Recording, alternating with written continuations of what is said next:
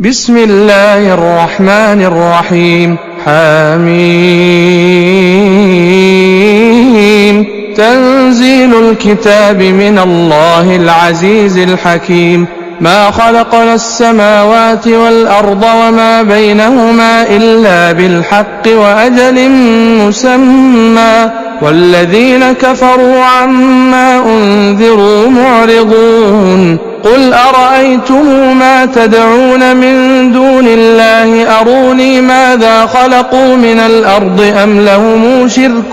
في السماوات ائتوني بكتاب من قبل هذا أو أثارة من علم إن كنتم صادقين. ومن أضل ممن يدعو من دون الله من لا يستجيب له إلى يوم القيامة وهم عن دعائهم غافلون. وإذا حشر الناس كانوا لهم أعداء وكانوا بعبادتهم كافرين. وإذا تتلى عليهم آياتنا بينات قال الذين كفروا للحق لما جاءهم هذا سحر مبين أم يقولون افتراه قل إن افتريته فلا تملكون لي من الله شيئا وأعلم بما تفيضون فيه كفى به شهيدا بيني وبينكم وهو الغفور الرحيم. قل ما كنت بدعا من الرسل وما أدري ما يفعل بي ولا بكم إن أتبع إلا ما يوحى إلي وما أنا إلا نذير مبين. قل أرأيتم إن كان من عند الله وكفرتم به وشهد شاهد من بني إسرائيل على مثله فآمن واستكبرتم إن الله لا يهدي القوم الظالمين. وقال الذين كفروا للذين آمنوا لو كان خيرا ما سبقونا إليه وإذ لم يهتدوا به فسيقولون هذا إفك قديم. ومن قبله كتاب موسى إماما ورحمة وهذا كتاب مصدق لسانا عربيا لتنذر الذين ظلموا وبشرى للمحسنين. إن الذين قالوا ربنا الله ثم استقاموا فلا خوف عليهم ولا هم يحزنون أولئك أصحاب الجنة خالدين فيها جزاء بما كانوا يعملون. ووصينا الإنسان بوالديه حسنا حملته أمه كرها ووضعته كرها وحمله وفصاله 30 شهرا حتى إذا بلغ أشده وبلغ 40 سنة قال رب أوزعني أن أشكر نعمتك التي أنعمت علي وعلى والدي وأن أعمل صالحا ترضاه وأصلح لي في ذريتي إني تبت إليك وإني من المسلمين. أولئك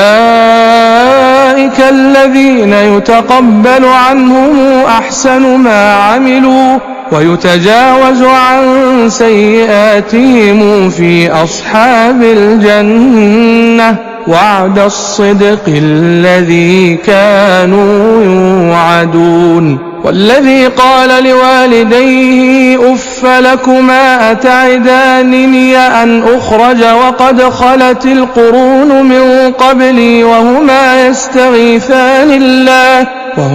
يستغيثان الله ويلك آمن إن وعد الله حق فيقول ما هذا إلا أساطير الأولين أولئك الذين حق عليهم القول في قد خلت من قبلهم من الجن والإنس إنهم كانوا خاسرين ولكل درجات مما عملوا وليوفيهم أعمالهم وهم لا يظلمون ويوم يعرض الذين كفروا على النار أذهبتم طيباتكم في حياتكم الدنيا واستمتعتم بها فاليوم تجزون عذاب الهون بما كنتم تستكبرون في الأرض بغير الحق وبما كنتم تفسقون واذكر أخا عاد إذ أنذر قومه بالأحقاف وقد خلت النذر من بين يديه ومن خلفه ألا تعبدوا إلا الله إني أخاف عليكم عذاب يوم عظيم قالوا أجئتنا لتأفكنا عن آلهتنا فأتنا بما تعدنا إن كنت من الصادقين قال إنما العلم عند الله وأبلغكم ما أرسلت به ولكني أراكم قوما تجهلون فلما رأوه عارضا مستقبل أوديتهم قالوا هذا عارض ممطرنا بل هو ما استعجلتم به ريح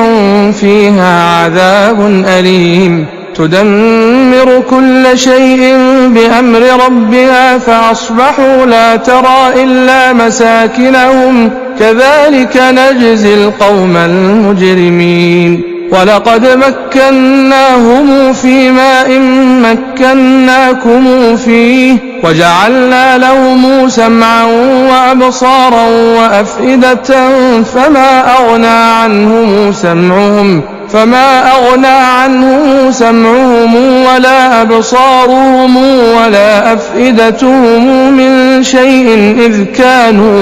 إذ كانوا يجحدون بآيات الله وحاق بهم ما كانوا به يستهزئون ولقد أهلكنا ما حولكم من القرى وصرفنا الآيات لعلهم يرجعون فلولا نصرهم الذين اتخذوا من دون الله قربانا آلهة بل ضلوا عنهم وذلك إفكهم وما كانوا يفترون وإذ صرفنا إليك نفرا من الجن يستمعون القرآن فلما حضروه قالوا أنصتوا فلما قضي ولوا إلى قومهم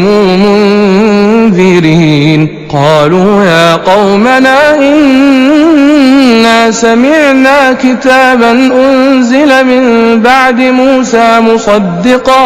مصدقا لما بين يديه يهدي إلى الحق وإلى طريق مستقيم يا قومنا أجيبوا داعي الله وآمنوا به يغفر لكم من ذنوبكم ويجركم من عذاب أليم ومن لا يجب داعي الله فليس بمعجز في الأرض وليس له من دونه أولياء أولئك في ضلال مبين أولم يروا أن الله الذي خلق السماوات والأرض ولم يعي بخلقهن بقادر على أن يحيي الموتى بلى إنه على كل شيء قدير ويوم يعرض الذين كفروا على النار أليس هذا بالحق قالوا بلى وربنا قال فذوقوا العذاب بما كنتم تكفرون فاصبر كما صبر أولو العزم من الرسل ولا تستعجل لهم كأنهم يوم يرون ما يوعدون لم يلبثوا إلا ساعة من نهار بلاغ فهل يهلك إلا القوم الفاسقون.